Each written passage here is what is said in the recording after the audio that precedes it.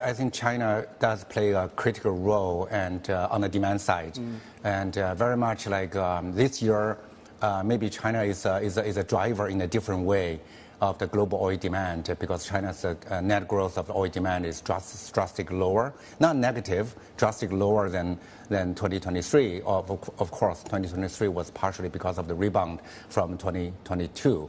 From the oil space, there is because it's come down to individual products.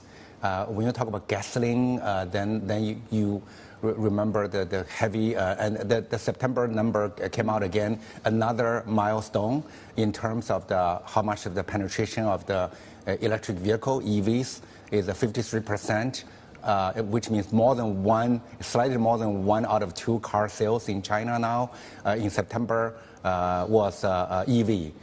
So that really dumping the gasoline demand. Diesel is facing a different pressure.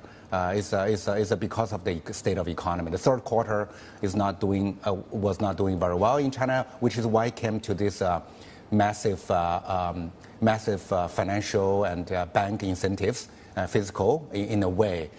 So China needs these kind of measures to salvage the growth, not really. For the fourth quarter. So they need that kind of measure for the fourth quarter for the whole economy. And as you point out, Kang, there are structural headwinds going against demand growth coming from the EV side. So if we are past peak oil demand, then what does it look like in terms of the numbers?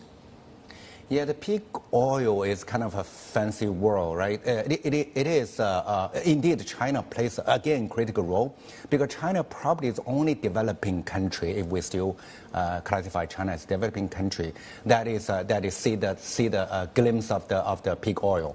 We are seeing that China's gas oil, diesel consumption peaked already last year.